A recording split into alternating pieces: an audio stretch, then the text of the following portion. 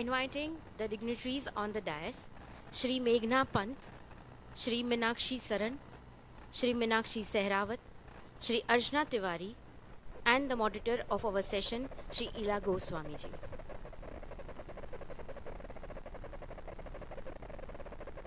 A round of applause for our Mahila Shakti.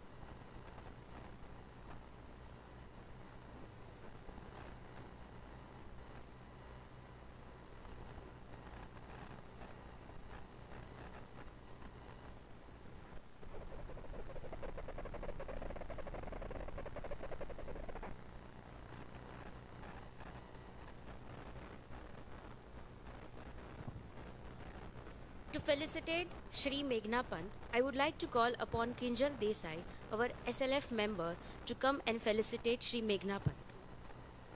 Shri Meghna Pant is a multiple award-winning and best-selling author, screenwriter, journalist and speaker.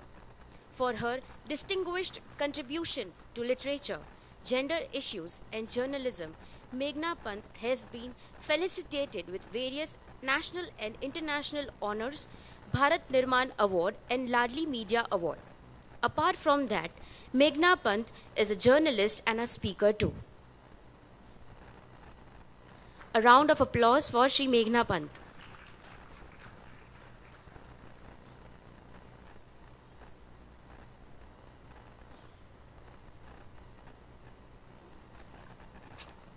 To felicitate our next speaker, Shri Minakshi Saran, I would like to call upon Heenal Patel, our SLF member, to come and felicitate her.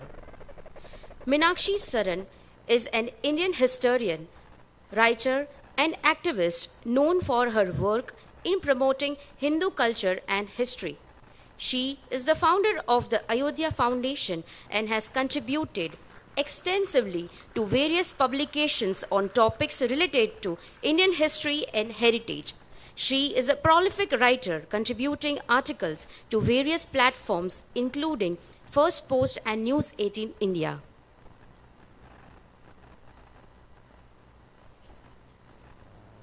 A round of applause for Shri Minakshi Saran.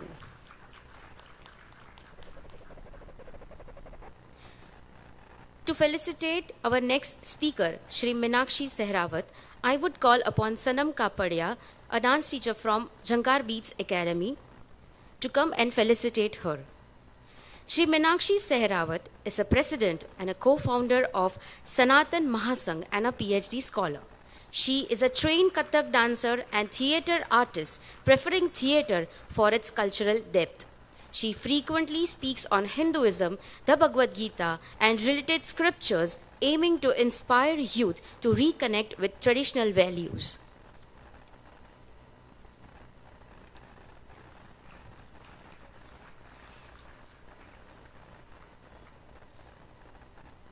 To felicitate our next speaker, Shri Archana Tiwari, I would like to call upon Nisha Lehru, our SLF member, to come and felicitate her. Shri Archana Tiwari is a prominent Indian journalist and news editor known for her bold reporting on sensitive issues, particularly in Kashmir. With a significant online presence, she has become a leading voice in Indian media, facing challenges for her fearless approach. Also, she is a co-founder of Raj Dharma, a YouTube channel dedicated to bold, research-driven storytelling around India's most sensitive areas.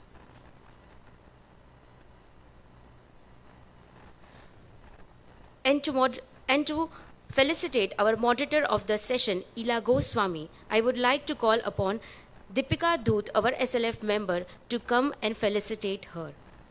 Shri Ila Goswami is a spiritual journalist who has worked with leading media institutions such as ABP News and Times Group. Through over 500 interviews, she has been engaged in dialogues that explore the deeper layers of faith, consciousness, and human inquiry. Her works seeks to make accessible those dimensions of spiritual and religious knowledge that often remain beyond the reach of the ordinary seeker. Thank you.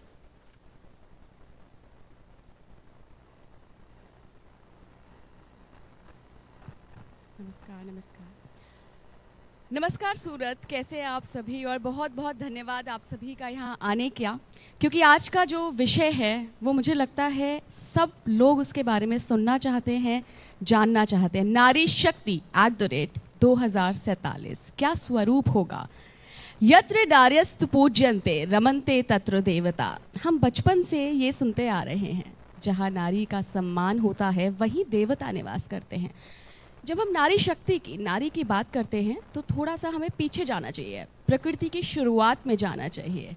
जब ब्रह्म के मन में जिज्ञासा आई कि चलो सृजन करते हैं, दुनिया बनाते हैं, तब सबसे पहले उन्होंने नारी शक्ति, प्रकृति का आविर्भाव किया और वहीं से सृजन के साथ नारी को जोड़ कर देखा गया। तो आज का जो हमारा सेशन है उसमें हम कुछ इस तरीके से चलेंगे, 4-5 मुद्दों पर बात करेंगे। सबसे बड़ा मुद्दा कि 2047 तक नारी शक्ति किस रूप में आगे बढ़ेगी, क्या क्या ऐड ऑन कर सकती हैं वो अपने व्यक्तित्व में, कैसे सशक्तिकरण की तरफ आगे बढ़ सकती हैं और सशक्तिकरण क्यों ज़रूरी है। साथ ही हम बात करेंगे फाइनेंशियल इंडिपेंडेंस पे भी कि क्यों फाइनेंशियल इंडिपेंडेंस बहुत ज़रूरी है महिला के लिए। अपने अंदर और अपने परिवार, अपने समाज के जो ट्रॉमाज हैं उनसे कैसे बाहर निकल के वो एक इंडिपेंडेंट रूप से काम कर सकती है, इस पर भी हम बात करेंगे।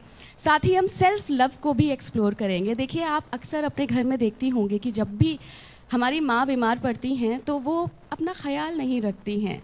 सेल्फ लव की अभी भी हमारे समाज में महिलाओं में बहुत कमी है, तो कैसे सेल्फ लव भी हम डेवलप कर सकते हैं, इस पर भी बात होगी। मेघना जी, बहुत बहुत स्वागत है आपका। सबसे पहला सवाल मेरा ना आप चारों से है, मैं आप चारों का ओपिनियन शॉर्ट में जानना चाहती हूँ। नारी शक्ति को आप कैसे देखती हैं? शक्ति जब जुड़ जाता है महिला के आगे तो क्या वो शक्ति हमारे अंदर है, हम पहचान नहीं पा रहे हैं? ये पहचान ना पाने का कारण क्या है, पहचाना कैसे जाए, इस पर मैं बात करना चाहूँगी। हाँ जी, शुक्रिया। तो मेरे हिसाब से नारी शक्ति है कि आपको परमिशन नहीं चाहिए या सर्वाइव करने की या सक्सीड करने की। और जो बेटी बचाओ हमारा आंदोलन है, उसे हमें बाय 2047 बेटी बनाना पड़ेगा। And I will give you the story. मेरी जो नानी जी थी वो शिमला से थी और बिकॉज ऑफ पेट्रियार्की उनको स्कूल नहीं भेजा गया और उनकी व्हेन शी वाज 35 वो विधवा बन गई। उनको 5 बच्चे पालने थे और 4 लड़कियां थी उनमें से, मेरी माँ इंक्लूडेड। और उन्हें उनके ब्रदर इन लॉ ने 400 रुपये दिए महीने के खर्चे के लिए। उसमें से 250 रुपीज़ जाते थे वो 5 बच्चों को प्राइवेट स्कूल में भेजने के लिए। और सबने मेरी नानी जी को बोला कि आप अपने पैसे बर्बाद क्यों कर रहे हैं, ये जो 200 रुपये हैं जो 4 लड़कियों को आप प्राइवेट स्कूल में भेज रहे हैं शिमला में, आप वो पैसे बचाएं और इन 4 लड़कियों को आप गवर्नमेंट स्कूल में भेज दीजिए जहाँ फ्री एजुकेशन है। मेरी नानी जी ने बोला कि नहीं। उन्हें फेमिनिज्म नहीं मालूम था उस टाइम को, बिकॉज वो स्कूल नहीं गई थी, वे शब्द भी नहीं कभी ज़िंदगी में नहीं उन्होंने सुना। उन्होंने कहा नहीं, मेरी बेटियाँ शिमला के बेस्ट स्कूल में जाएंगी। और उनकी वजह से, वो 200 रुपये की वजह से मेरी मॉम को गोल्ड मेडल मिला चंडीगढ़ यूनिवर्सिटी से and she retired as a chief commissioner of income tax from Bombay. Education of girls, a woman who didn't even know कि फेमिनिज्म शब्द एग्जिस्ट करता है, उन्होंने अपने ग्रिट, अपनी क्लैरिटी के साथ she gave power to all her daughters and she change generations of women after her. ये होती है मुझे नारी शक्ति की डेफिनेशन।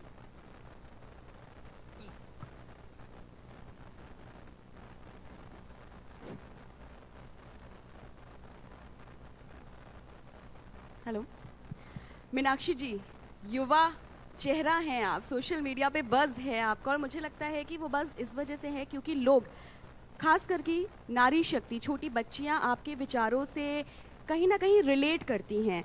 मैं आपसे जानना चाहूँगी नारी शक्ति को आप कैसे देखती हैं? बहुत बहुत धन्यवाद इला जी।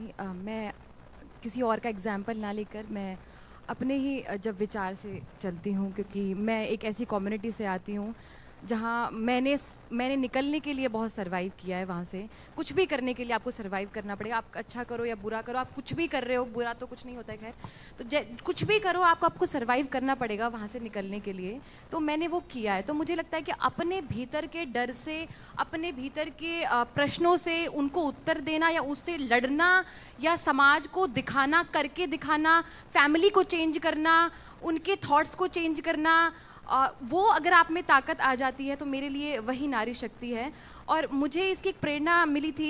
ये सीसीडी का एक मालिक था सिद्धार्थ करके, जिसने सीसीडी आपने सुना होगा, कॉफ़ी का एक फ्रेंचाइजी है। तो उसका जो मालिक था एक बार लॉस में वो आ जाता है और उसके पास जब नहीं कुछ हल निकलता है तो वो नदी में कूदकर अपनी जान दे देता है।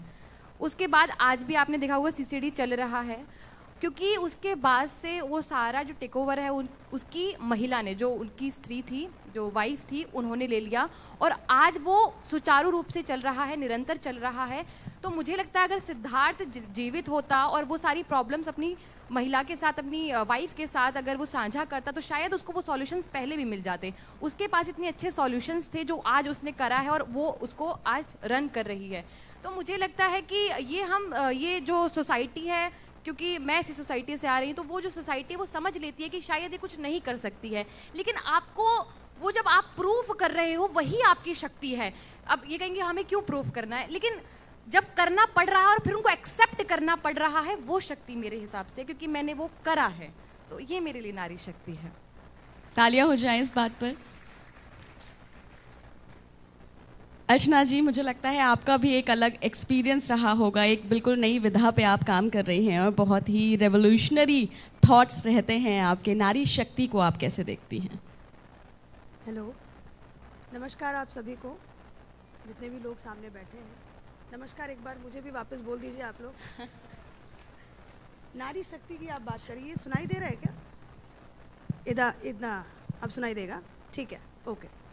तो हम लोग गुजरात में बैठे हैं और गुजरात में नारी शक्ति की बात अगर मुझे करनी पड़ रही है, ठीक है, हम लोग बात कर रहे हैं नारी शक्ति की, तो यहाँ पे घर घर में यहाँ पे बिजनेस वुमेन है और सबके सब जो हैं ये नारी शक्ति पे बिलीव करते हैं। इसी वजह से ये लोग जो है, क्योंकि मैंने गुजरात में इलेक्शन कवर किया है और मैं अपनी बात तो मैं बाद में करती हूँ, लेकिन मैं गुजरात की महिलाओं की अगर मैं बात करूँ, मैं जहाँ पे सरदार वल्लभ भाई जी का स्टैचू है, उधर क्या आदिवासी इलाका है, उधर आप लोग भी गुजरात से हैं तो आप लोगों को पता है। तो वहाँ पे मुझे आदिवासी लेडीज़ का मुझे इंटरव्यू करना था, तो मुझे लगा कि कोई पिछड़ी औरत होंगी या फिर उस तरीके से होंगी। मैं देख रही हूँ कि दूर से मतलब पहाड़ पे है वो थोड़ा सा, तो पहाड़ से अर्टिका चलाते हुए मेरी तरफ आ रही हैं। मैंने बोला ये आदिवासी महिला है गुजरात की, और वो अपने साथ साथ मतलब जितनी भी आदिवासी मुझे गांव-गांव में वो लेके गई और मुझे दिखा रही हैं कि देखो हम लोग जो है वो खाली नहीं बैठते हैं, पति के ऊपर निर्भर नहीं होते हैं, हमें खुद का पैसा भी कमाना है।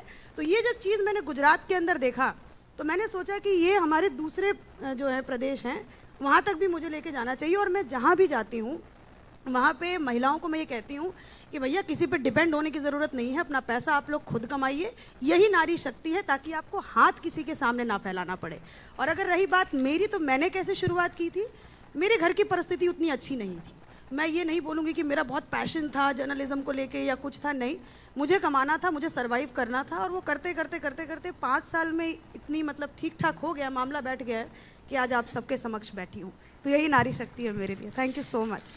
मीनाक्षी जी, आपसे भी मैं जानना चाहूँगी नारी शक्ति के बारे में। कल हमारी बात हो रही थी, तो आपने अपनी पूरी लाइफ जर्नी बताई और मैं सच कहूँ कि बहुत प्रेरणा से भरी हुई जर्नी है वो, जहाँ पे आपने अपने पूर्वजों से, अपने पहली पीढ़ी से वो पार्टीशन का दर्द सुना और उसके बाद भी आप उस रूप में उभर के आए जहाँ पे, जो अक्सर हम बात करते हैं ना कि चाइल्डहुड ट्रॉमा हो गया, मैं कुछ कर नहीं सकती, मुझे तो बहुत ट्रॉमा है। लेकिन मीनाक्षी जी की जब आप कहानी सुनेंगे तो पता चलेगा कि ठीक है, वो दर्द होता है, लेकिन उस दर्द से उभर कर जब हम अपनी शक्ति को पहचानते हैं, वही असली एम्पावरमेंट है।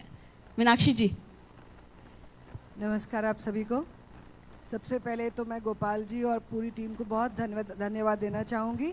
बहुत सुंदर, बहुत आत्मीयता से, बहुत श्रद्धा और बहुत मन से किया हुआ सब ऑर्गेनाइज किया है और बहुत ध्यान रखा जा रहा है सबका, तो बहुत बहुत आभार आपका। शक्ति, नारी शक्ति, ये शब्द मेरे लिए थोड़ा अनजान सा है क्योंकि मैंने कभी अपने जीवन में ये सुना नहीं। There was no discrimination in my family.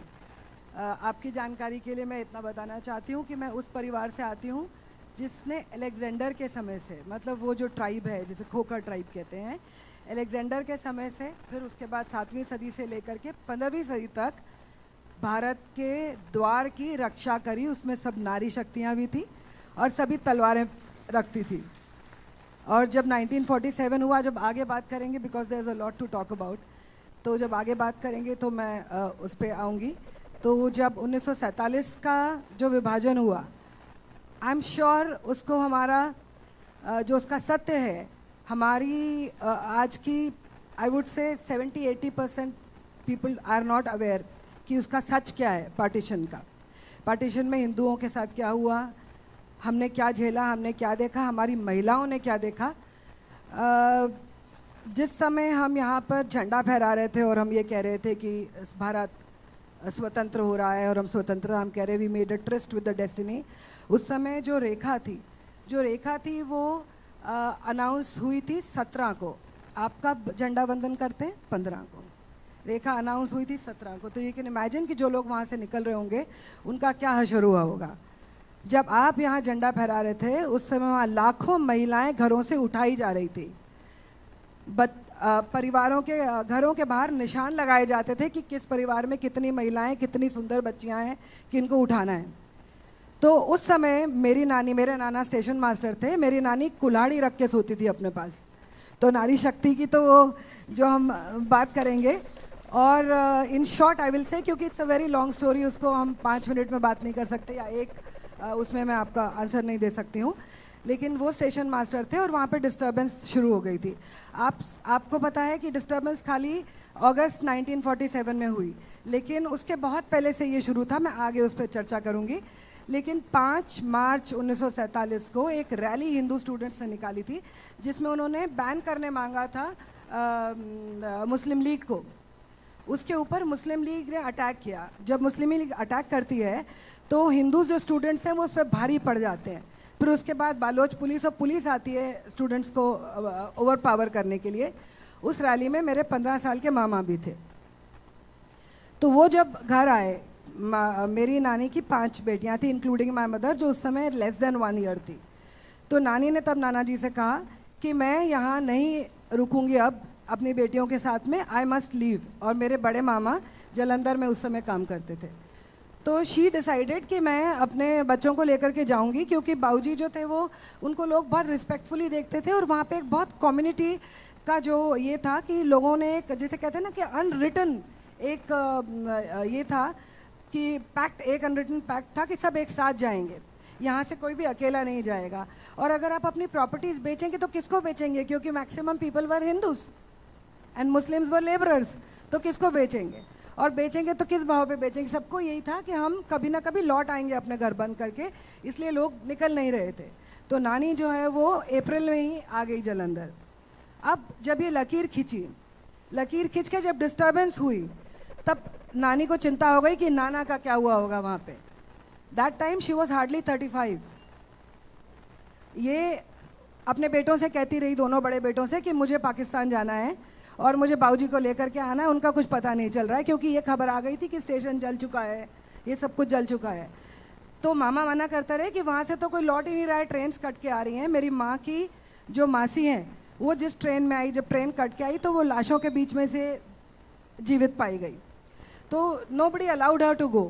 वो चुपचाप मेरी माँ को गोद में लेके अपनी बड़ी बेटियों को बोल के चली गई कि मैं बाऊजी को लेने जा रही हूँ। इसको कहते शक्ति, इसको कहते करेज। इधर उस डिस्टर्बेंस के अंदर वो महिला एक गोद में बच्ची लेकर के और चली गई पाकिस्तान। वो 3 महीने नहीं लौटी। यहाँ सबने कहना शुरू कर दिया, बेटा आपके माता पिता चले गए। ये लोग रिफ्यूजी कैंप्स में जा कर के और सर्व किया करते थे। रिफ्यूजी कैंप में जो रिफ्यूजीज आए होते थे उनको सर्व किया करते थे। तो मासियाँ जो बताती हैं कि वो रोती रहती थी कि माँ पिताजी दोनों चले गए। लेकिन वहाँ नानी, शी वॉज इन हाइडिंग, वो ढूंढती रही, उन्होंने वो बहुत लंबी डिस्क्रिप्शन है कि क्या क्या हुआ वहाँ पर। Finally she was able to locate Babuji, और वो मिलिट्री कॉन्वॉय में अपनी पति को लेकर के लौट करके आई भारत। आप क्या शक्ति की बात करते हो, मैंने कभी अपने जीवन में ये डिस्क्रिमिनेशन नहीं सुना है, इसलिए मेरे लिए ये शब्द, आई एम सॉरी टू से, it's an abuse when you से महिला शक्ति। सो बिल्कुल मैम, मीनाक्षी मैम, मैं बिल्कुल इत्तेफाक रखती हूँ आपकी इस बात से। आप सभी से मेरा एक प्रश्न है, एक साइकिल है, उसके 2 पहिए हैं, एक आगे वाला पहिया और एक पीछे वाला पहिया, कौन सा पहिया ज़्यादा इम्पॉर्टेंट है? बताइए, कौन सा पहिया ज़्यादा महत्वपूर्ण है एक साइकिल को चलाने में?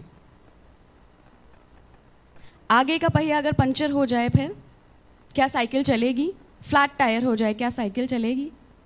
साइकिल नहीं चलेगी। हमारा कंपटीशन ही यही हो गया है कि महिलाएं, छोटी छोटी बच्चियां अक्सर हम देखते हैं पुरुषों से compete करने लग जाती हैं। ये लड़ाई पुरुषों से compete करने के लिए ही है। जैसे मीनाक्षी मैम ने कहा कि हम ऑलरेडी सशक्त हैं, हमें किसी से सशक्तिकरण के लिए वैलिडेशन की ज़रूरत नहीं है। मैं जब छोटी थी, हम 3 बहनें थीं, तो मैं हमेशा, आपको पता है क्या कोशिश करती थी कि मैं साबित करूं अपने परिवार में कि मैं एक पुरुष से, एक लड़के से, अपने भाई से बेहतर हूं। हमें साबित करने की ज़रूरत नहीं है, हम किसी से बेहतरी की लड़ाई में नहीं हैं। हम तो सिर्फ चाहते हैं कि हमें इक्वालिटी का राइट मिले, कि जो आज़ादी पुरुषों को है वही आज़ादी स्त्रियों को मिले। मीनाक्षी सहरावत जी, आपसे ही इस पर मेरा एक प्रश्न रहेगा कि ये जो लड़ाई है ना सशक्तिकरण की, एम्पावरमेंट की, ये बाहरी लड़ाई है या अंदर की कंडीशनिंग को तोड़ने की लड़ाई है? क्योंकि पीढ़ियों से पीढ़ियों हमें पास ऑन किया गया है कि महिला को एक सर्टन वे में बिहेव करना चाहिए, आपकी ये लिमिटेशंस हैं। तो जो ये पैटर्न्स बन गए हैं, आपसे मैंने इसलिए सवाल किया क्योंकि आप उस सोसाइटी से आती हैं जहाँ ये पैटर्न्स हैं, ये कंडीशनिंग हैं, आपने तोड़े।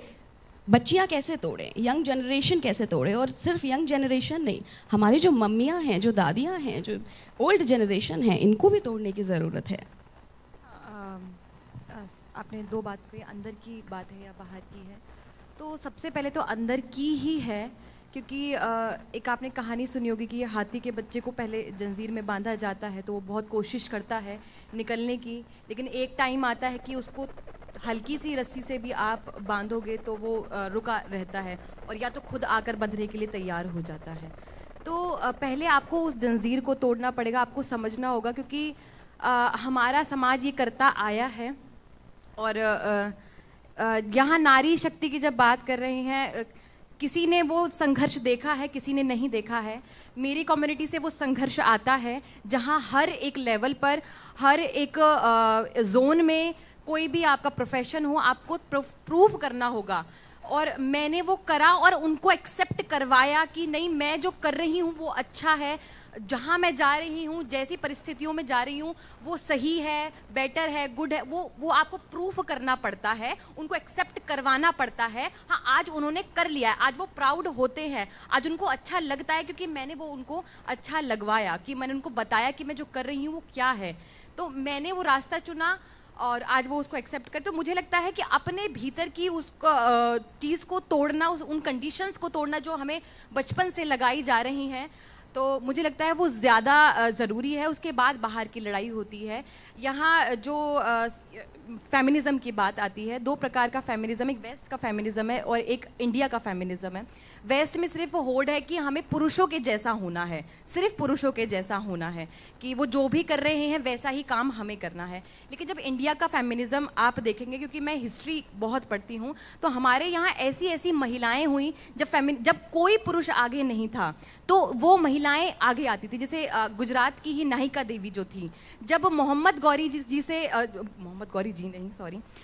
गौरी से जब सारे पुरुष डर गए थे, पीछे हट गए थे, तब नाहिका देवी आगे आई थी। और जब मैं उनकी कहानी पढ़ती हूँ तो दोनों हाथों में तलवार लेकर और मुंह में घोड़े की नाल लेकर मोहम्मद गौरी की पूरी सेना का वो सफाया करती है। तो ये मेरे लिए शक्ति है। तो वो अंदर क्यों उनके जैसे, क्योंकि हमारा इंडियन कल्चर ऐसा रहा है कि महिलाओं को घर के लिए रखा जाता है। इसमें कोई बुराई वाली बात भी नहीं है। आप अपने जिस प्रकार से महिला एक घर का पालन कर सकती है, पुरुष, क्योंकि कहते हैं हमारे यहाँ कि घर मकान है, अगर वो महिला उसमें नहीं है, घर घर बन सकता है तब महिला उसमें रहती है। तो वो बचपन से ही उस तरीके की चीज़ें देखती आ रही हैं, उसके बाद भी वो संघर्ष, वो उनके मन में वो थॉट आना और वो लड़ना, तो मैं जब हिस्ट्री को पढ़ती हूँ तो मुझे लगता है कि उन महिलाओं ने भी तोड़ा है, उस अंदर की कंडीशन जो रहती हैं उसको तोड़ा है, उसके बाद वो बाहर से लड़ पाई है। तो सबसे पहले तो अंदर की ही लड़ाई होती है, फिर बाहर की लड़ाई होती है। अंदर की लड़ाई बहुत ज़रूरी होती है क्योंकि हम कई चीज़ों को मानकर बैठ चुके होते हैं। कई महिलाएं इसलिए भी नहीं लड़ रही हैं क्योंकि अब वो मानकर बैठ चुकी हैं कि नहीं ऐसा ही होना है हमारे साथ, तो यही होता भी है। इसको आप बहाना लगा सकते हैं क्योंकि जो मेरे पास भी था, ऐसा नहीं है, मैं भी बहुत परिवार अच्छा है, मैं बैठकर खा सकती हूँ, मेरे परिवार वाले मुझे बैठकर खिला सकते हैं, लेकिन मैंने ये रास्ता चुना कि मुझे करना है।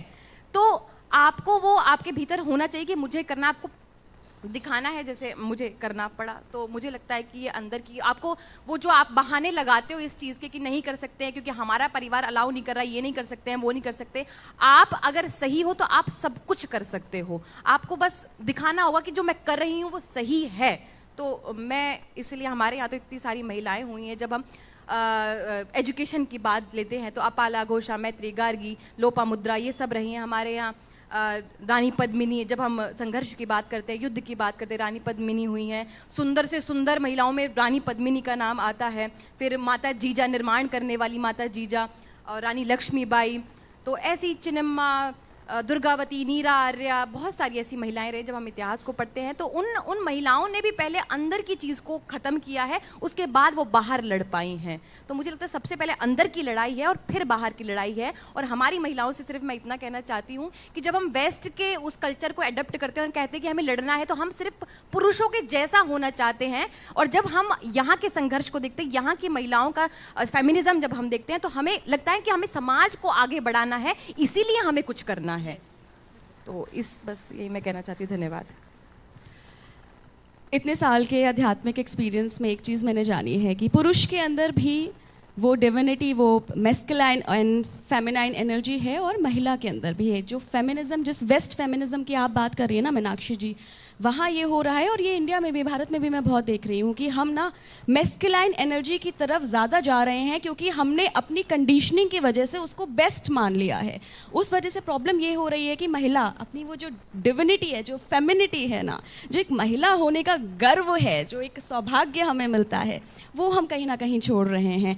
अर्चना जी, आपने भी शुरुआत में बताया कि एक ऐसे परिवार से आप आती हैं, एक ऐसी जगह से आप आती हैं जहाँ थोड़ा मुश्किल था। फाइनेंशियल इंडिपेंडेंस से की तरफ मैं ले जाना चाहूँगी इस टॉपिक को थोड़ा सा। क्यों ज़रूरी है फाइनेंशियल इंडिपेंडेंस महिलाओं के लिए? ताकि हमें किसी के सामने हाथ ना फैलाना पड़े और अब अपनी इज्जत को बरकरार रह सकें कि भाई से या पिता से या हस्बैंड से या अभी जैसे लड़कियां हैं बॉयफ्रेंड से किसी से पैसा वैसा मांगना ना पड़े, खुद अपना खर्चा हम लोग खुद उठा सकें। अगर मैं यहाँ इवेंट के लिए आ रही हूँ तो साड़ी में अपने पैसों की खरीद पाऊँ, मेकअप में अपने पैसों की खरीद पाऊँ, टिकट में खुद से कराऊँ। हालांकि इवेंट में टिकट तो करवा के भेजा है, बट कहीं वेकेशन पे कहीं जाए तो खुद से प्रॉपर अपने दोस्तों के साथ, पेरेंट्स के साथ इंजॉय कर सकें और एक उनको एक भाव भी दिला सके कि देखो भाई ऐसा नहीं है कि लड़का ही सब कुछ कर सकता है, हम लड़कियाँ भी आपको जीवन का आनंद दिला सकती हैं। तो इसलिए फाइनेंशियल इंडिपेंडेंस ज़रूरी है। और आप कह रही हैं कि मतलब महिलाएं जो हैं वो भारत की महिलाएं वो पुरुष के जैसा बनना चाह रही हैं, उस मस्कुलिनिटी वाले जो फैक्टर है उसको लाना चाह रही हैं। मुझे ये लगता है कि थोड़ा सा अभी कम हो गया है, क्योंकि अगर आप इंस्टाग्राम वगैरह देखो, सब कुछ अगर आप रील्स वगैरह देखो, तो मीनाक्षी आप मुझे बताना, मैं देख रही हूँ कि साड़ी का कल्चर, सूट का कल्चर, ये कल्चर बहुत ज़्यादा फेमस हो रहा है। अभी वो पहले वाला वो टॉम बॉय वाला कल्चर ख़त्म धीरे धीरे हो रहा है। अभी जैसे कि मेरे सामने एक लड़की यहाँ पर बैठी है, शायद उसने भी, उसके छोटे बाल हैं बट उसने साड़ी या सूट कुछ पहना है, मुझे सामने, मेरे जस्ट सामने। हाँ, हेलो मैं आपकी बात कर रही हूँ। तो ऐसा नहीं है, हम लोग अपना जो फीमेल वाला ऑरा है ना उसको भी बहुत इंजॉय करते हैं। मैं ग्राउंड पे जाती हूँ, सूट पहनती हूँ, जीन्स भी पहनती हूँ, बट इवेंट में कहीं जाना होता है तो मैं साड़ी को एंजॉय करती हूँ क्योंकि मुझे अपना फेमिनिन कैरेक्टर बहुत पसंद आता है, जो मुझे बहुत अच्छा लगता है। तो ऐसा नहीं है कि लोग उसको नापसंद कर रहे हैं या महिलाएं उससे डिफर कर रही हैं, नहीं जी, ऐसा बिल्कुल भी नहीं है।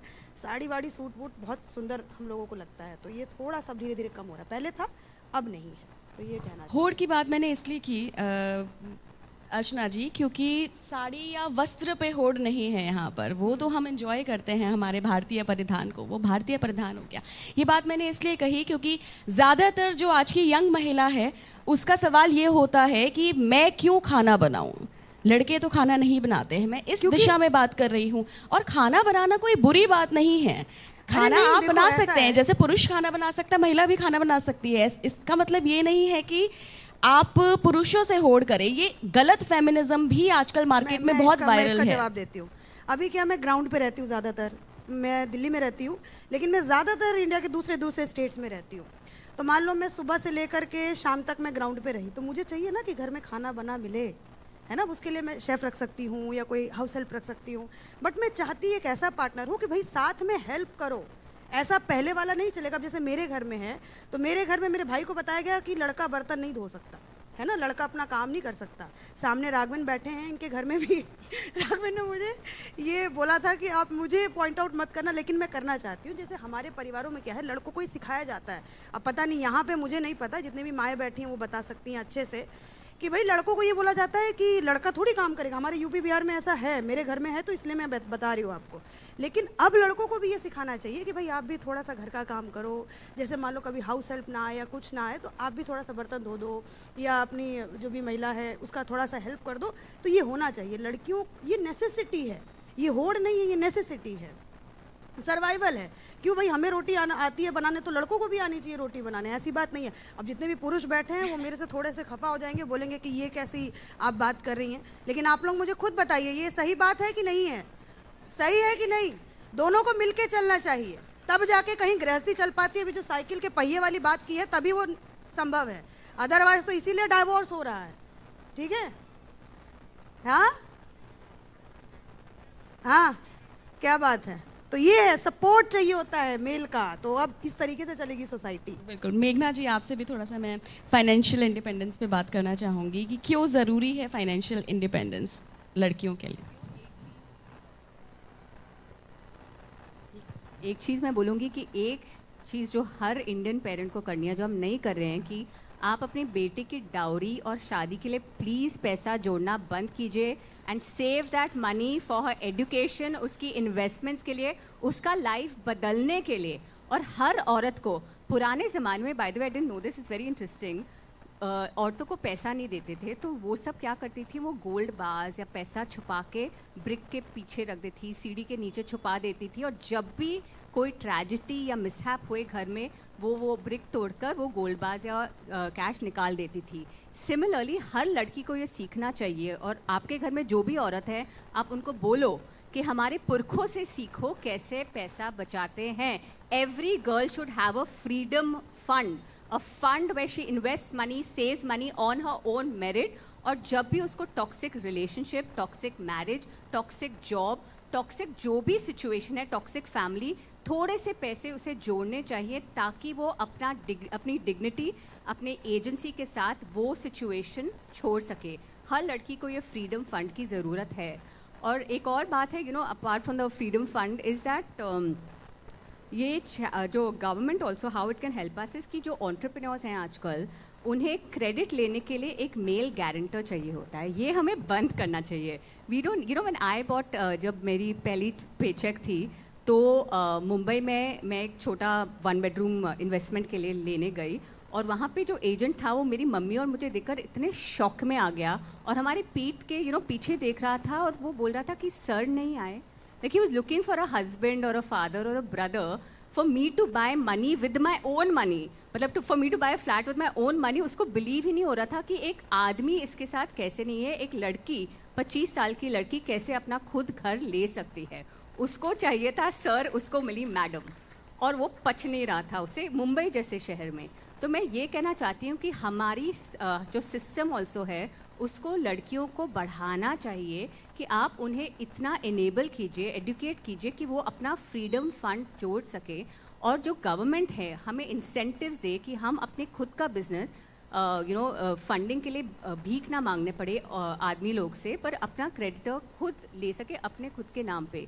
तो ये सब, इवन इनहेरिटेंस, ये सब हमें खुद का करना पड़ेगा। Because what's happen today is कि लड़कियों को बोला जाता है हाँ हाँ ऑफकोर्स जाके काम करो और पैसे बनाओ, पर वो पैसे जोड़ो कैसे? How do you save that money that you are earning? How do you invest that money that you are earning?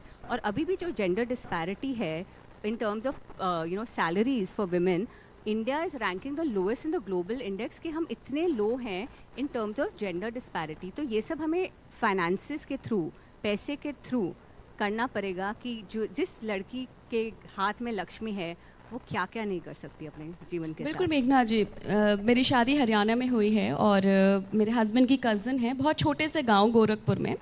12वीं कक्षा पास की उस बच्ची ने और उसको पता था कि उसको जर्मनी जाना है, तो उसके पापा ने मना किया कि नहीं बेटा, जर्मनी जाने का बहुत कॉस्ट है, तुम्हारी शादी भी करनी है। उस लड़की ने बहुत बोल्ड स्टेप लिया और उसने बोला कि नहीं, आपको जो भी मेरी शादी का पैसा सेव करना है वो आप मुझे दीजिए, मेरी एजुकेशन में लगाइए, मैं जर्मनी जाके पढ़ूंगी और मैं उस पैसे से पढ़ूंगी, मुझे शादी वादी में देख लूंगी, बाद में अपना कमा लूंगी।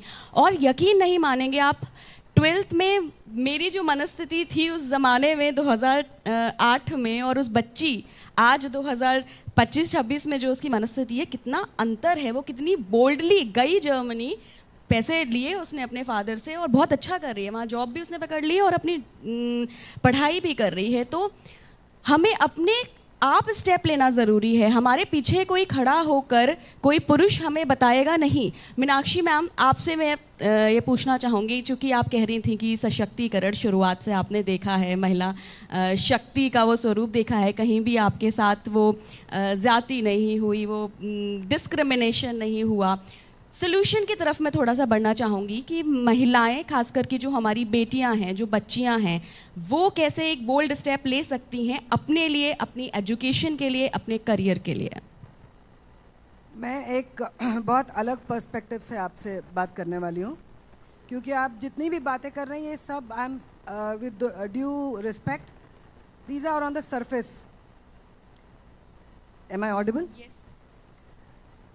सबसे पहले तो मुझे ये बताइए कि आप जो यहाँ बैठे हैं उनकी बात नहीं मैं कर रही हूँ, अगर आप जिनको जानते हैं, आपके पहचान वाले, आपको क्या लगता है कि आपके हिंदू होने पे और आपके धर्म पे और आपके देश पे आपने कितनों को देखा है अनअपोलोजेटिकली बोलते हुए कि I am proud of my self, I am proud of this country?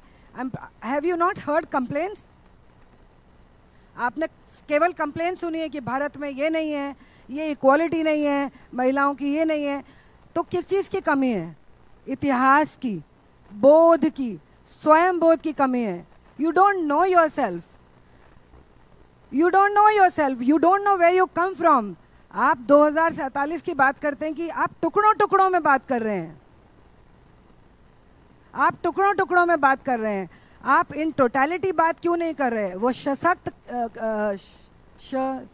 सशक्त कैसे होगा 2047 में, जब हर हिंदू को अपने हिंदू होने पर गर्व होगा, जब उसे अपने धर्म पर गर्व होगा, जब उसे अपने स्व का बोध होगा, वो जानता होगा कि वो कौन है, वो अपने धर्म के पालन के लिए किसी से डरेगा नहीं, किसी से पूछेगा नहीं क्या पहन रहा है, क्या खा रहा है, कैसे जी रहा है, वो पूछेगा नहीं। मैं एक बहुत ही गहन बात करने वाली हूँ, उसके लिए मैं पहले आपको एक छोटा सा क्लिप, नीलेश भाई, एक छोटा सा क्लिप, 1 सेकंड, एक 30 सेकंड्स और 40 सेकंड्स का क्लिप दिखाना चाहती हूँ, उसके बाद मैं उस पर बात करूँगी।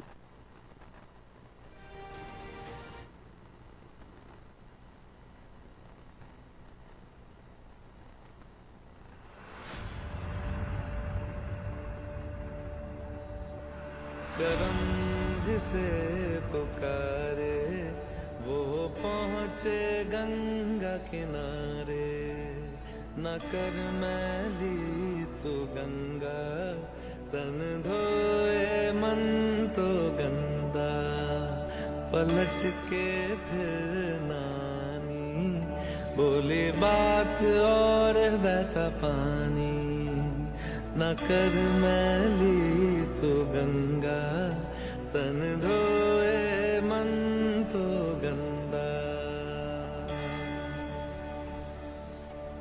जितने भी हमारे पूर्वज हैं जिन्होंने धर्म का परिवर्तन स्वीकार नहीं किया और धर्म की रक्षा करते करते अपने प्राण दिए ताकि हमें हिंदू जन्म मिल सके और भारतीय संस्कृति, सनातन सभ्यता सदा जीवित रहे। अब हम उन सब के तर्पण करेंगे। और माँ गंगा, इनके सानिध्य में आप लोग बड़े पुण्य के भागी बनने जा रहे हैं। जो चला गया वो लौट के फिर ना आए। गृहंतुम जल आंजलिम तस्मै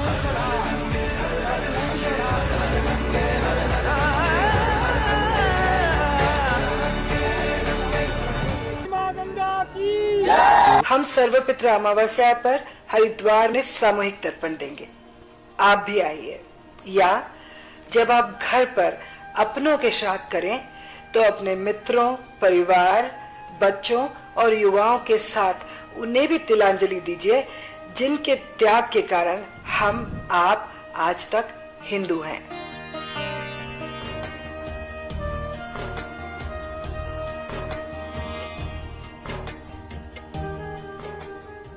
ये क्लिप मैंने आपको इसलिए दिखाया ताकि मैं शॉर्ट में ये बात कम्युनिकेट कर सकूं। और अब आप ये बताइए कि इस अभियान का उद्देश्य क्या है। जितने भी लोग इतिहास जानते हैं या जो इतिहास नहीं जानते हैं, मैं चाहूँगी कि आप लोग इसे और थोड़ा खंगालिए, थोड़ा और पढ़िए और लोगों के साथ शेयर करिए। पूरे विश्व में केवल एक ही सभ्यता ऐसी है, हिंदू सभ्यता, जिसको मिटाने के लिए उस पर 1400 वर्ष इन्वेजन्स हुए हैं और ये इन्वेजन सतत चले जा रहे हैं। आज उनके रूप बदल गए हैं लेकिन वो आज भी हो रहे हैं। क्या आप जानते हैं कि सीरिया जो क्रिश्चियन था वो अंडर 1 मंथ इस्लाम के आगे घुटने टेक के कन्वर्ट हो गया था। पर्शिया 17 साल में गिर गया था। 550 वर्षों तक जो अरबी और तुर्की आक्रांता थे वो हमारे बॉर्डर्स के अंदर भी, जो हमारे हिमालयन बॉर्डर्स हैं उससे अंदर भी प्रवेश नहीं कर पाए। कहाँ 1 महीने में गिरने वाली सभ्यता और कहाँ 550 साल रोकने वाली सभ्यता। आप उसके वंशज हैं, आप उस शक्ति के वंशज हैं। और एक आंकलन जो कहता है, हिस्टोरिकल आंकलन कहता है कि 7वीं सदी से लेके आज तक कम से कम 80 करोड़ हिंदू मारे गए हैं, जो स्वेच्छा से लड़े, जो निर्दोष दंगों में मारे गए। आपने 1947 तो फिर भी थोड़ा बहुत जाना हो, 1905 का बंगाल का विभाजन, 1990 में जो हुआ, जो आज तक हो रहा है। तो ये जो नरसंहार है, हिंदू नरसंहार, ये विश्व का सबसे बड़ा और सतत निरंतर चलने वाला नरसंहार है जो आज तक चला आ रहा है। लेकिन आप इस इतिहास को नहीं जानते। जैसे मैंने आपसे बताया कि जो मेरा परिवार है, जब वो आए, मैं एक कहानी से, एक उदाहरण से आप बाकी चीज़ों को वो कर सकते हैं कि जब वो परिवार वहाँ से आया तो मेरे ताऊ जी को, क्योंकि सामने से जब अटैक हो गया था मुस्लिम्स का, तो मेरे ताऊ जी को 23 मेंबर्स अपने परिवार के, उनके गर्दनें स्वयं उतारनी पड़ी। मेरी दादी ने अपने आप को खंजर घोंप लिया। ऐसा, और जो हमने सुना बचपन से, क्योंकि ये कहानियाँ सुनी, जब हमने ये सुना कि किसी के शरीर भी वापस, 2 बुआ कुएं में कूद गई तो किसी के शरीर भी लौट करके नहीं आए। ये तो हुई 47 की बात। जब आप इन्वेजन्स की बात करते हैं तो अगर थोड़ा भी पढ़ेंगे तो आपको पता चलेगा कि जब कोई भी अटैक होता था हम पर, तो गांव का गांव लड़ता था, नगर का नगर उठ के लड़ता था। सब लोग तलवारें उठाते थे, चाहे वो योद्धा हो चाहे वो ना हो, और वो लास्ट मैन तक लड़ते थे। Till the last man they used to fight. और जब उनको ये लगता था कि हम हार जाएंगे या इनके सामने, इनके हाथों में आएंगे तो क्या होगा हमारी महिलाओं का या हमारा, तो गांव का गांव अपने घरों को स्वेच्छा से आग लगा करके और कलेक्टिव, सामूहिक जौर कर लेता था। तो आप इमेजिन करो कि उन सबको, वो करोड़ों हिंदुओं को किसी ने श्राद्ध नहीं दिए, किसी के अंतिम संस्कार नहीं हुए। अगर आप हिंदू हैं और अपने धर्म में विश्वास करते हैं तो आप अंतिम संस्कार तो जानते होंगे क्या है और क्या होना चाहिए, राइट? तो ये सामूहिक तर्पण जब हम करते हैं, जब हमने ये कॉल दिया, नाउ इट इज़ 10 years, और अभी मुझे बहुत यहाँ से ऑलरेडी प्रोमिसेस मिल गई हैं, प्लेज करा है लोगों ने कि it is going to be happening in Gujarat as well now. नदियों के तटों पे जाकर करिए, अपने घर पर करिए, अपने बच्चों के साथ करिए। इससे क्या होगा, जो ये जागृति हम लाने का प्रयास कर रहे हैं, 10 वर्ष हो गए हैं और कम से कम 20 वर्षों से मैं इस इतिहास पे लिख रही हूँ और इस पे बात कर रही हूँ। ये इस जागृति से क्या होगा, आपका स्व का भाव जागेगा, आपको पता चलेगा कि आप कौन हो। जो आप हीन भावना से शिकार हो, एक छोटा सा एग्जाम्पल, आप अभी फाइनेंशियल इंडिपेंडेंस और जर्मनी और ये बातें कर रहे हैं, हर परिवार की ये एक अंदर से इच्छा होती है कि मैं भी मेरे बच्चे को जर्मनी पढ़ने भेज दूं, यूके भेज दूं, यूएस भेज दूं। एक टांग पकड़ो के भंगड़ा करना शुरू कर देते हैं कि मेरा बच्चा बाहर पढ़ता है। क्यों आप इतनी हीन भावना से शिकार हो? क्यों आपको अपने सिस्टम पे भरोसा नहीं है? क्यों आपको अपनी शिक्षा पे भरोसा नहीं है? और रही बात इसकी, हम कहते हैं पॉलिसीज़, हम कहते हैं कि हमें पढ़ाया नहीं। अग्रीड कि हमारा जो इतिहास है वो डिस्टॉर्ट किया गया। अग्रीड कि हमारा इतिहास हमें नहीं पढ़ाया गया। हम भी अंग्रेजी स्कूल से पढ़ के बड़े हुए, लेकिन मैंने ये सब कैसे पढ़ा? आपको कौन रोक रहा है संस्कृत सीखने से? आपको कौन रोक रहा है अपने शास्त्र पढ़ने से? आपको कौन रोक रहा है? ये मीनाक्षी बच्ची है, वो बैठी है जो अभी बता रही है, कौन रोक रहा है आपको पढ़ने के लिए? तो ये आपका इस अभियान से, ये करने से जब आपका बच्चा देखेगा, जब घर में छोटा बालक देखेगा, हमारे साथ आपने देखा already in the video you saw many young children, तो जब छोटा छोटा बच्चा ये देखेगा और आप कहोगे कि हम 80 करोड़ हिंदुओं का तर्पण कर रहे हैं, तो वो नहीं पूछेगा 80 करोड़ है, 140 144 करोड़ तो अभी हुए, 80 करोड़ कहाँ से मर गए? तो उसको ट्रिगर नहीं करेगा इंक्वायरी, इतिहास क्या है मेरा? क्या वो ये जानना नहीं चाहेगा? आपको पता है, मैं एक बार लास्ट में एक थोड़ा सा और आपको कुछ हम आज महिला शक्ति की बात कर रहे हैं, मैं आपको महिला शक्ति की तरफ ही लेकर आना चाहूंगी। Excuse me, this is important and I am not overwriting this. महिला शक्ति आप कोर ही नहीं समझ रही हो। वो महिला शक्ति आएगी कहाँ से? तुम्हें प्राइड ही नहीं है अपने आप में यार, तुम्हें अपने आप पे भरोसा ही नहीं है। तुम अभी खुद ही तो पूछ रही हो ये बात कि वो कैसे अंदर का वो मिटाए, कैसे अंधेरा मिटाए, खुद ही तो आप पूछ रही हो। अगर अपने आप को जानेगा ही नहीं कि शेर का बच्चा है, अपने आप को भेड़ समझ रहा है, भेड़ों के पीछे जा रहा है, फेमिनिज्म, सोशलिज्म, भेड़ों के पीछे चल चल करके भूल गया कि शेर का बच्चा है।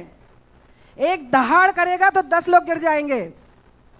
ये जगाना है, ये जोश जगाना है, ये जगाना है नारी शक्ति। शक्ति माँ, जब आप कह रहे हो, आप सब वही बात कर रहे हो ना कि मेरी माँ ने ये किया, मेघना ने कहा, उसने कहा मेरे परिवार में ये हुआ, उसने कहा मैंने ये देखा, मैंने वो देखा। आप सब नारियों की बातें कर रहे हो, आप ऋषिकाओं की बात कर रहे हो, आप वॉरियर्स की बात कर रहे हो, आप माताओं की बात कर रहे हो। तो यहाँ मीनाक्षी माता से अभी आशीर्वाद ले लो और शुरू हो जाओ इसी जोश के साथ अपने घर की हर बच्ची में। और उसमें मैं आगे आपको अभी यहाँ पे थोड़ा सा ब्रेक ले रही हूँ कि स्व का जब आपको एहसास होगा, जब आपको ये पता होगा हु आर यू। मैम मैं एक बात ठीक आपको, है, मैं सॉरी यहाँ पे बीच में बोलना एक चाहती नहीं हूँ। नहीं मैं एक सेकंड ये इसको मॉकिंग नहीं होना चाहिए। मीनाक्षी, आपका नाम क्या है? सॉरी मैं भूल गई। इला, इला जी का ये मॉकिंग भी नहीं होना चाहिए। नहीं, I am not mocking, no no no, I am not mocking, ये इट इज बिल्कुल नॉट सही मॉकिंग। नहीं है। नो नो नो, वो अपनी जगह वो अपनी बात कर रही है। लेकिन मैम मैं यहाँ पे एक क्वेश्चन पूछना चाहती हूँ। Let me just finish. हमारे देश में 28 राज्य हैं, है ना? I am just finish. देखिए मैम, मुझे लगता है हम यहाँ हमारे पास दो सोल्यूशन हैं। के लिए बैठे नहीं, हैं, नहीं, क्योंकि नहीं, अगर हम यहाँ पर हम लोग सोल्यूशन बात कर ओरिएंटेड रहे हैं। बात I ही नहीं करेंगे तो किसी को इस चर्चा को सुनकर कोई फायदा नहीं होगा। बेटा, मोटिवेशनल बेटा, speeches, let me finish. Motivational speakers के साथ बहुत इंटरव्यू मैंने किए हैं, वो कुछ no. क्षण भर का ही मोटिवेशन होता है, लेकिन अगर हम रूट पर जाकर काम नहीं करेंगे तो वो महिला यही शक्ति रूट बस है। तभी तालियां बजाएंगे यही लोग रूट और है। तालियां बजा के चुप हो जाएंगे। यही रूट है। Give me just a moment to finish. No no no, give me. और मैं यहाँ आधी आबादी की बात ना, कर रही हूँ। 130 करोड़ की जनता में आधी आबादी महिला शक्ति है। हर कोई अपनी अलग अलग कंडीशनिंग से, अपने अलग अलग बैकग्राउंड से आता है। बेटा मैं सबके एक अपने second, let me finish please, please let me finish, please let me finish. With due apologies I told you, बेटा I am not mocking you are, this is the difference. ये डेप्थ नहीं आ रही है। You are not understanding. I am not mocking anybody, I am saying wake up and I am saying, जब आप अभी, क्योंकि आप सब चीज़ों की बात करते हो ना, सुरक्षा में आप अपनी सुरक्षा की और लव जिहाद से बचने की भी बात करते हो ना। अगर आपको ये सब पता नहीं होगा तो आप कैसे बचोगे इन चीज़ों से? आप कैसे बचोगे? How will you save your self?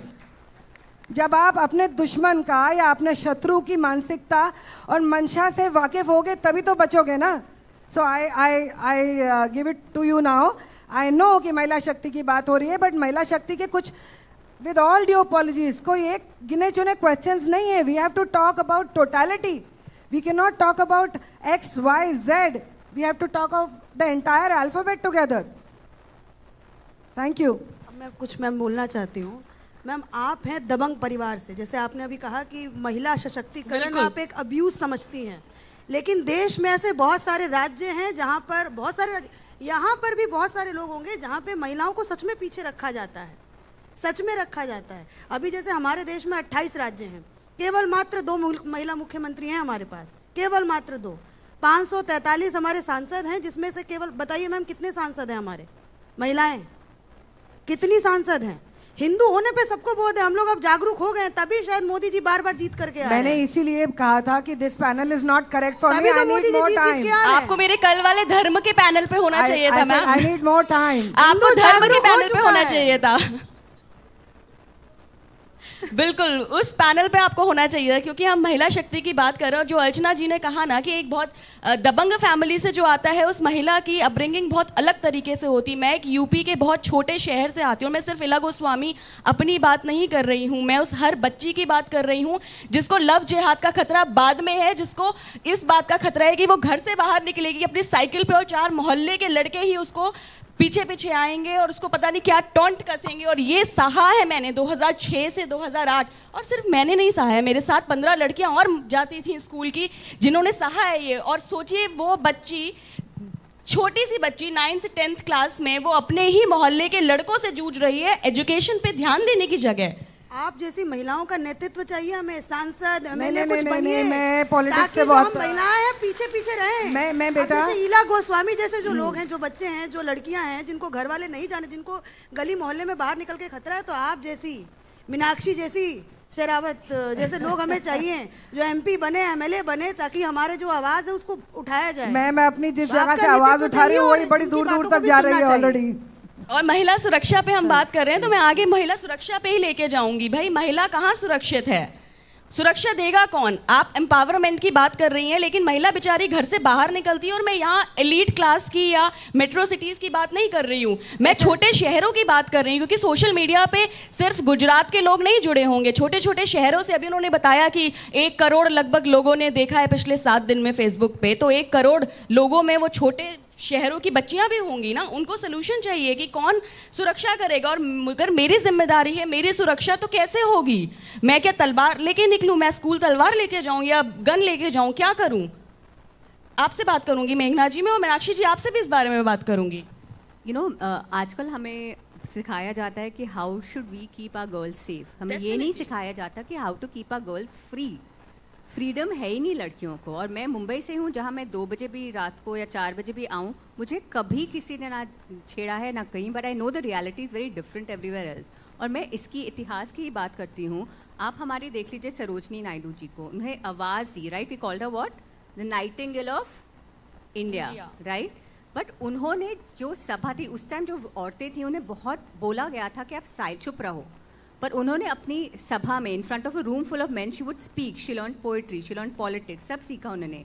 Savitribai Phule की आप ले लो, वो she used to go to teach girls and educate girls. और उनको जब वो रास्ते में जा रही होती थी, उनको इतने नाम पुकारे जाते थे, उन पर कीचड़ फेंका जाता था, पर उन्होंने बैक डाउन नहीं किया। उन्होंने बोला कि मैं लड़कियों को एडुकेट करूंगी।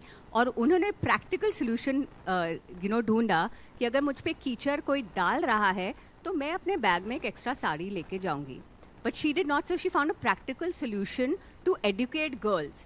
तो हमें भी इतना ध्यान रखना है। आप लक्ष्मीबाई की बात कर रहे थे, right? Like Jhansi of Rani, right? उन्होंने क्या किया? क्या उन्होंने कंसेंसस का वेट किया जब वॉर हो रहा था? नहीं, उन्होंने क्लैरिटी से काम किया।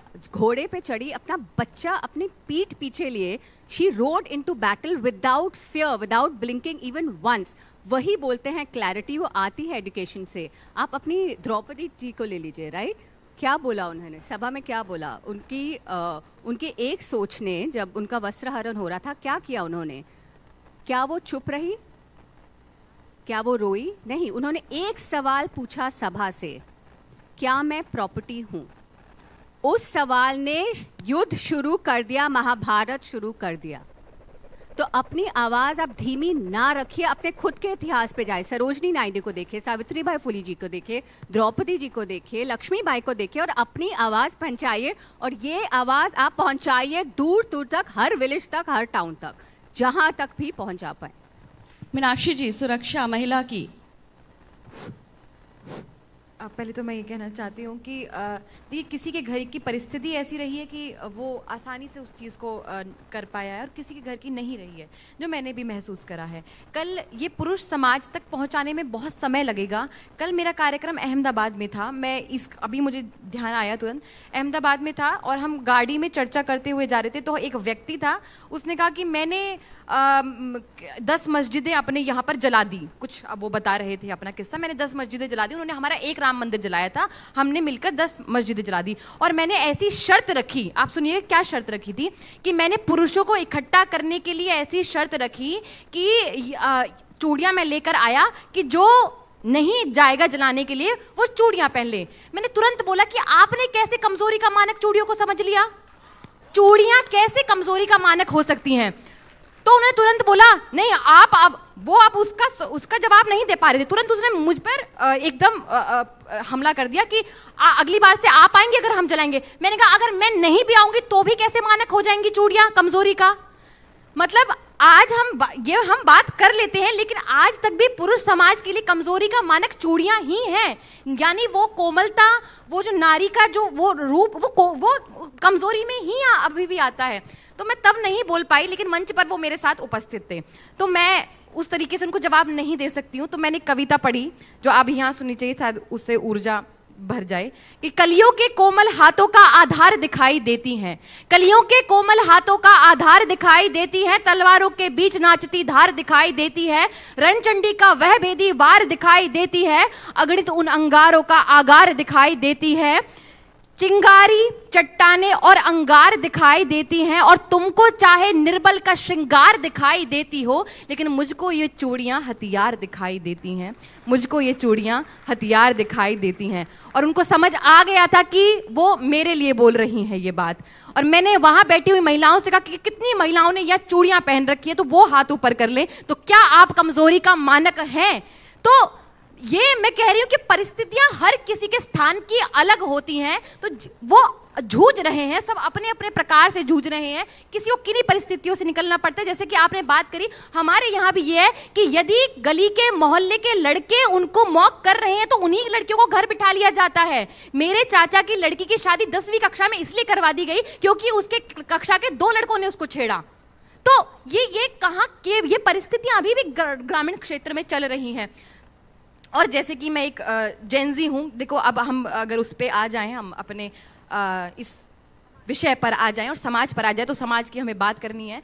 तो मैं एक जेनजी हूँ, मेरा अगर जेनजी की परिभाषा जो हमें बताई जाती है कि 2000 के बाद जिनका जन्म हुआ वो जेनजी है, तो मैं भी एक जेनजी हुई। तो आज जब मैं समाज की ये देख रही हूँ, आप रूप देख रही हूँ मैं, तो एक युवा को, क्योंकि मैं एक युवा हूं, एक युवा को जो वो ठान लेता है, जो विचार वो अपने मन में रख लेता है, फिर उसको प्रूव करने के लिए वो कुछ भी कर देता है, धीरे धीरे धीरे करके। क्योंकि मैं उस जनरेशन से, मैं कॉलेज से निकली हूँ, मैंने मास्टर्स करी अपनी, तो जो मेरा बैचलर्स का टाइम था, मैं उस टाइम पर थिएटर कर रही थी, क्लासिकल डांस मैं सीख रही थी उस टाइम पर। तो जो मेरे ऊपर प्रभाव था वो इस प्रकार का प्रभाव था कि मुझे ये समझाया गया, बताया गया कि जो तुम्हारा खुद का धर्म है, जो सनातन धर्म है, वही पिछड़ा हुआ है, वही खराब है। अगर तुम्हें सो कूल बनना है, समाज के सामने दिखना है तुम्हें, तो तुम्हें वेस्टर्न कल्चर को अपनाना होगा। और इसको वेस्टर्न कल्चर को अपनाने का सबसे ज्यादा जो कार्य हुआ वो महिलाओं की तरफ से हुआ। मैं जब कॉलेज में पढ़ती थी, जो मैं वो देख रही थी, जो वो प्रभाव उनके ऊपर था, मैं सच में किसी की चीज को देखकर मैं अपना रूप बता रही हूँ, जो मेरे साथ हुआ है। तो वो वेस्टर्न की तरफ जाने का जो प्रभाव था वो सबसे ज्यादा महिलाओं पर ही, उन्हें दिखाना था कि हम कूल हैं, हम इस समाज में रहने के लायक हैं। हाँ, हम समझेंगे कि हमारा ही धर्म निचला है, हमारा ही धर्म खराब है, ये हम समझेंगे सबसे पहले।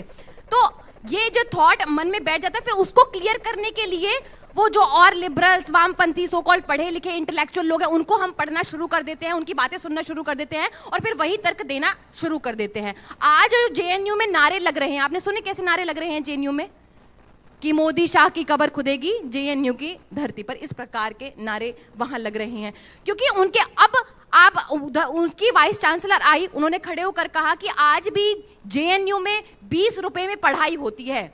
मतलब जिनके पिताजी कहीं पर पेंट कर रहे हैं, कोई लेबर का काम कर रहे हैं, वो वहां पर उस प्रकार के उनको पढ़ाई से कोई मतलब नहीं है, उनको पैसा मिल जा रहा है, उनको अच्छी पढ़ाई मिल जा रही है, उनको ये काम करने। तो मुझे लगता है कि सबसे ज्यादा आवश्यकता है कि उन लोगों को अपने, क्योंकि मैंने एक चीज देखी है, जब आप अपने इतिहास की तरफ जाते हैं, जब आप अपने इतिहास को पढ़ते तो बहुत प्रेरणा मिलती है।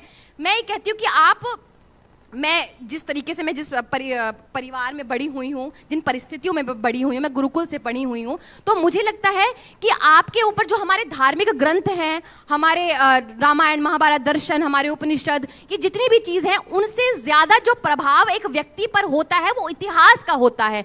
आप एक बार के लिए रामायण भगवत गीता कुछ पढ़ें या ना पढ़ें, लेकिन अपने इतिहास को जरूर पढ़ना, जो उसका प्रभाव होता है।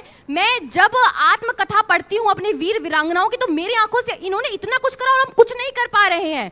मतलब राम प्रसाद बिस्मिल जी जब फांसी के लिए जाते हैं, फांसी के फंदे पे लटकने के लिए जाते, मैं कल ही उनको पढ़ रही थी, तो वो जाते हुए कहते हैं कि मरते बिस्मिल रेशम लहरी अशफाक अत्याचार से होंगे नए हजारों सैकड़ों पैदा इनके रुधिर की धार से। मतलब रेशम लहरी अशफाक सब मरते हैं, लेकिन मैं ये जानता हूं कि आने वाले भारत में हमारे ही रक्त से हजारों लाखों लोग पैदा होंगे जो इस भारत की रक्षा करेंगे। मैं थोड़ा विषय से नहीं भटक रही, वैसे महिलाएं भी उस समाज में आ रही हैं, तो मैं महिलाओं का भी एक वो दिखा रही हूँ। तो वो जो मैं कह रही हूँ कि जो वो कह रहे थे, उन्होंने कहा I wish the downfall of the British Empire, मैं ये विश करता हूँ कि ये ब्रिटिश एम्पायर खत्म हो जाए।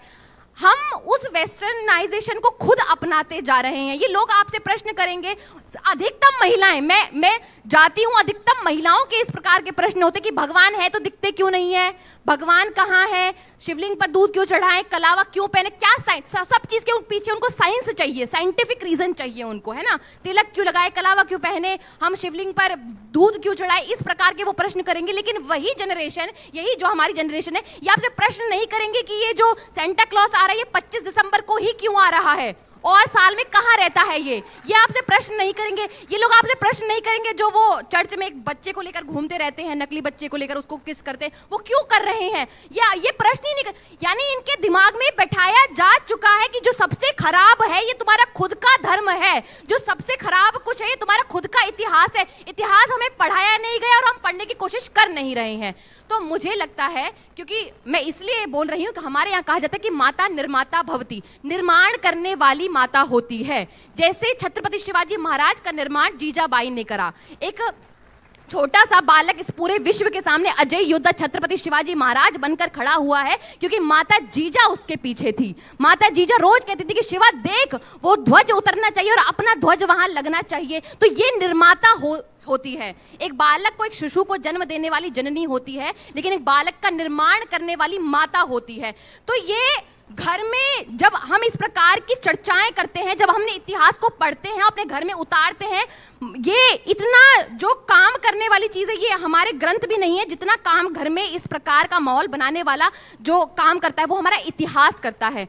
सच में वो ऊर्जा आपको मिलेगी अपने इतिहास को पढ़कर। उस इतिहास को पढ़ो तो मुझे लगता है कि जब हम इतिहास को पढ़ते, नारी शक्ति की बात हो या युवाओं की शक्ति की बात हो, वो ऊर्जा वहां से हमें मिलती है।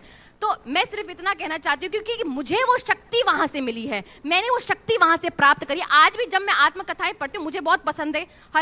मैं ये चाहती हूँ कि मेरे पूरे जीवन काल में मैं सभी अपने वीर वीरांगनाओं की आत्मकथाओं को पढ़ लूँ, ऐसा मैं चाहती हूँ। तो जब मैं पढ़ती हूँ तो वो शक्ति वहां से मिलती है और हर एक युवा को, हर एक नारी को अपने वीर वीरांगनाओं के वो इतिहास को जरूर पढ़ना चाहिए अगर अपने भीतर शक्ति लानी है तो मेरे लिए ये नारी शक्ति है। बिल्कुल मीनाक्षी जी, आपने इतिहास की बात करी। हम अपने सनातन धर्म को ही नहीं पढ़ते हैं। सनातन धर्म को अगर आप इन्वेजन से पहले जाकर देखेंगे, जो हमारी ऋषिकाएं हुआ करती थी, भाई वेदों में योगदान है। ऋषियों के साथ कंधे से कंधा मिलाकर उन्होंने वेदों को कंपाइल किया है। और हम क्या कहते हैं कि पर्दा प्रथा में रहो। जी, हरियाणा से आप आती हैं, देखिए घूंघट प्रथा राजस्थान में कितना अभी भी घूंघट किया जाता है। अरे घूंघट इसलिए आया था क्योंकि जब मुगलों ने अटैक किया तो अपनी बहू बेटियों को बचाने के लिए हमने उनको बोल दिया कि ठीक है बाहर निकल रहे हो आप सर ढक के निकलो। वो एक समाज का उतना एरा था, उस एरा को आपने संस्कृति बनाकर कंटिन्यू कर दिया, लेकिन आप भूल गए अपनी वैदिक सभ्यता को, जहां नारी को उतना ही सम्मान और उतना ही अधिकार मिला था जितना कि पुरुष को है। और यहाँ सम्मान अधिकार की बात ही नहीं है, दोनों एक साइकिल के दो पहिए हैं भाई, दोनों बराबर हैं। तो इतिहास अगर आप जब तक नहीं पढ़ेंगे तब तक आपको नारी होने पर गर्व होगा ही नहीं। मतलब मेरा पर्सनल मेरा ये मानना है, यहाँ पे मुझे युवा कितने हैं यहाँ पे वैसे, जो 35 से नीचे के जो लोग हैं वो कितने हैं यहाँ पर? है बहुत सारे हैं, युवा हैं क्योंकि एक नहीं, हाँ हमारे यहाँ दृष्टिकोण से युवा तोला जाता है, उम्र से नहीं दृष्टिकोण से युवा तोला जाता है। तो हमारे यहाँ सभी युवा हैं वैसे, पर क्योंकि हमारे आने वाले जो हमारा विश्व गुरु, हम भारत कहते हैं विश्व गुरु बनेगा, तो ईंट पत्थरों से विश्व गुरु नहीं बनेगा, वो हमारे ही बीच में रहने वाले लोगों से विश्व गुरु बनेगा, युवाओं से वो विश्व गुरु बनेगा। तो मैं सच में युवाओं से कहना चाहती हूँ, क्योंकि मैं पढ़ रही हूँ, मैं जान रही हूँ, मैं सच में, मैं पूरे दिल से ये बात कहना चाहती हूँ कि यदि सच में अपने भीतर ऊर्जा भरनी है, यदि सच में चाहते हो कि हम भी कुछ शक्ति वाला काम, तो अपने पूर्वजों को पढ़ने का, अपने वीर वीरांगनाओं को पढ़ने का शुरू करो, सच में पढ़ना शुरू करो। या आपको उससे बहुत ऊर्जा मिलती है, बहुत ऊर्जा मिलती है, उससे शक्ति मिलती है, तो वो जरूर करिएगा। धन्यवाद।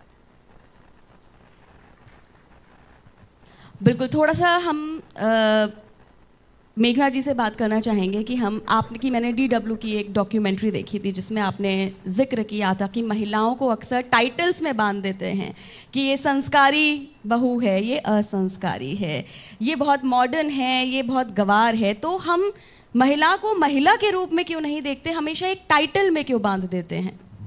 आई थिंक वही मैं बात कर रही थी, सॉरी मेरी Hindi, I am from Bombay, I know I M north Indian, पर मैं थोड़ी फेक पहाड़ी हूँ, तो मेरी हिंदी इतनी अच्छी नहीं है। I am now feeling embarrassed about it because I am in such a good panel and I am learning so much. मुझे आई एम फीलिंग लाइक मैं 15 साल से इतने पैनल्स पे बैठी हूँ, but I have to honour you all. आप लोगों ने मुझे इतना सिखाया है पिछले 1 घंटे में, तो आपके लिए हैट्स ऑफ। मुझे अभी ये जागरण हुआ है that I also want to really learn about our history and our culture. But I think one thing जो मैंने DW के डॉक्यूमेंट्री में मैं पॉइंट आउट की कि I don't know if you all agree with this, कि हम women को हमेशा बाइनरीज में देखते हैं कि या तो वो देवी है या डायन है। क्या you all agree with that? Like we put them on a pedestal और we sort of dehumanize them.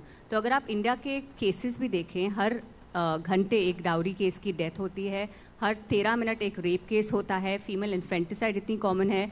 तो इसीलिए हमें फेमिनिज्म चाहिए। But like you all pointed out also earlier कि फेमिनिज्म ये नहीं है कि women versus men, but women and men versus a system of patriarchy that is unjust to both genders. And I think यही हमें सीखना है, thanks, कि हम women को humanize करें, कि let's not worship them, let's not demonize them, उन्हें बस normal humans की तरह, equals की तरह treat करना है। वही मेरा major point था।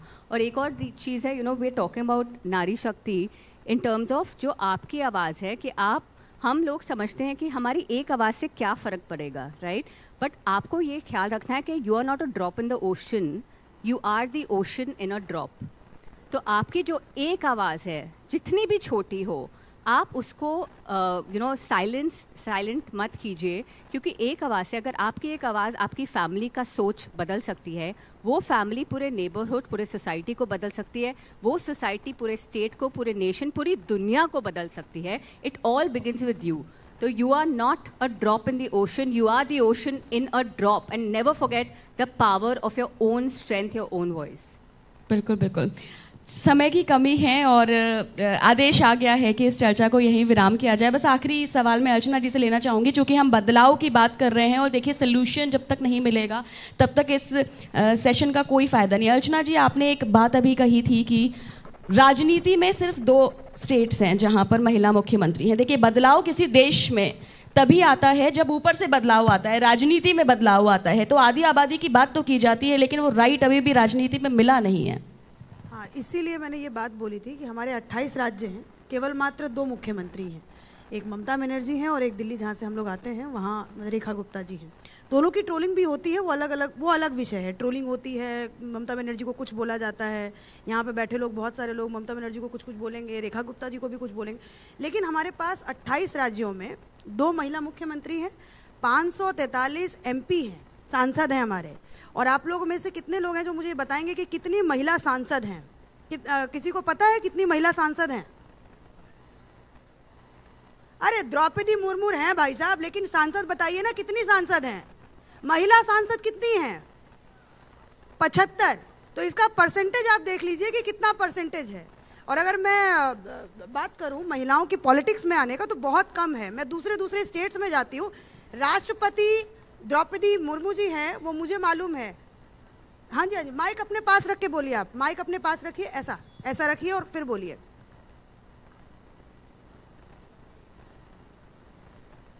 जीजा भाई तो सिखाने को बताया ना इन्होंने, लेकिन मैं प्रेजेंट की भी तो बात करूंगी ना भाई साहब, प्रेजेंट की भी बात करूंगी। आप पूछिए, आप प्लीज। जी पूछिए, आप पूछिए, वो खड़े हुए हैं भाई साहब। हाँ, तो लेडीज एक्टिव तो करवाना, वही तो सोल्यूशन है ना कि एक्टिव करवाना पड़ेगा। रीजन मुझे लगता है मेघना जी को हमें बात नहीं, पूरी करने रुके ना प्लीज, मुझे थोड़ा वो बोलने दीजिए। वो बच्ची कुछ कहना चाहती है, प्लीज उसको दीजिए ना माइक। आप इसको, हाँ, तो सपोर्ट कौन करेगा? आप ही लोग करेंगे ना, पुरुष समाज ही तो सपोर्ट करेगा ना भाई साहब। प्लीज बच्ची को बोलने दीजिए एक बार। हाँ बोलिए, आप बोलिए। First of all, I think you raise a really good point. I like your point. I would like to counter your point. When we talk about women in politics, there are external circumstances which inhibit them. Why does the WHO say that 1 in 3 women experience sexual violence globally? मैं West के बारे में बात नहीं कर रही हूँ, मैं India के बारे में बात नहीं कर रही हूँ, मैं global problem के बारे में बात कर रही हूँ। क्यों?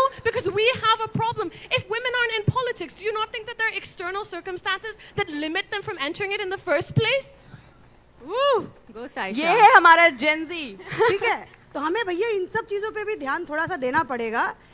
ऐसी कोई गलत पावर बात नहीं है। मिलेगी तो आप अपने नीचे बदलाव कैसे लाओगे? राजनीति की बात इसीलिए हो रही है, इसीलिए मेघना जी भी लगातार देखा। जैसे मैंने राजनीति की बात करी, पुरुष समाज उखड़ के खड़ा हो गया कि भैया नहीं, पुरुष समाज गुस्सा हो गया पूरा कि नहीं, राजनीति में रिजर्वेशन तो देंगे, क्योंकि यहाँ लेकिन पॉलिटिक्स में भी आनी चाहिए महिलाएं। स्त्री हो ही नहीं रहा है। यहाँ हम महिला शक्ति की बात कर रहे हैं। मुझे समझ नहीं आ रहा है कि यहाँ वाद विवाद की स्थिति क्यों हो रही है। पुरुष बनाम स्त्री की बोलने की नहीं, करने है की भी बात होती है। मैं भी दंडवत करती हूँ आपको भाई साहब कि आप महिलाओं के, पता नहीं मैंने क्या बोला और आप उखड़ के खड़े हो गए। हम सनातन सभ्यता से आते हैं। मैं यही विराम करना चाहूंगी इस पूरे सेशन को। एक ही बात कहूंगी, पुरुष और स्त्री है ना, हम देवी देवताओं को मानते हैं। पुरुष देवता 4 भुजाधारी, स्त्रियों देवता यानी देवी हम कहते हैं अष्टभुजाधारी। तो शक्ति हमारे पास ऑलरेडी है। हमें केवल साथ चाहिए बस। इस पूरे पैनल का यही निष्कर्ष निकलता है, आप हमारे साथ खड़े होइए।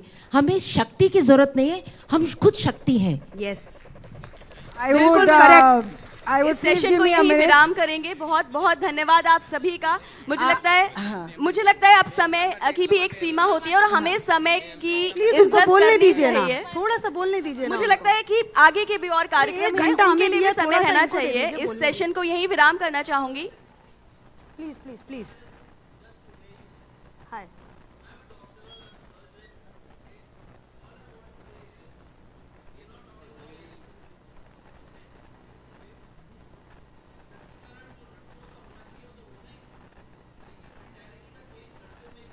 यस, बिल्कुल यहीं से इस चर्चा को विराम करना चाहेंगे। बदलाव आएगा तभी ये समाज बदलेगा। और जैसा कि मैम ने कहा कि हमें कंपटीशन नहीं करना है, हमें सिर्फ आपका साथ चाहिए। हमें वो शिव चाहिए जो हमेशा शक्ति के साथ खड़े रहे हैं और शक्ति से ऊपर जाने की कोशिश उन्होंने नहीं की, बल्कि शक्ति को साथ लेकर चले हैं। बहुत बहुत धन्यवाद सूरत। और मैं आप सभी का धन्यवाद करना चाहूंगी कि गुजरात अपने आप में एक बहुत ही सशक्त स्टेट है, जहां महिलाओं की बहुत इज्जत की जाती है, महिला सुरक्षित है।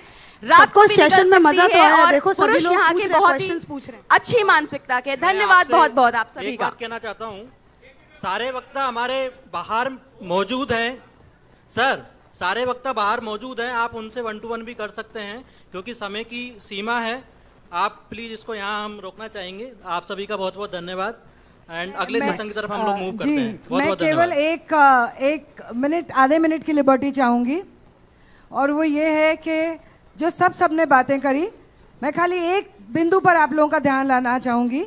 जब हम कहते हैं विवाह या विवाह संस्कार हमारे यहाँ पे 2 इक्वल्स का एक दूसरे के पूरक मान करके उनका विवाह किया जाता है।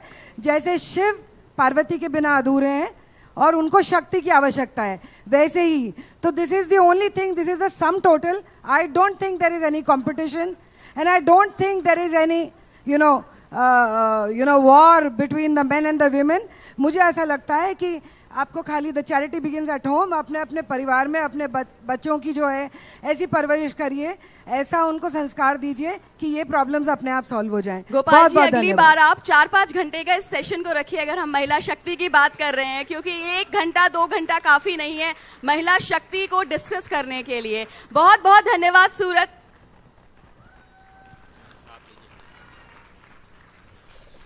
भारत माता की।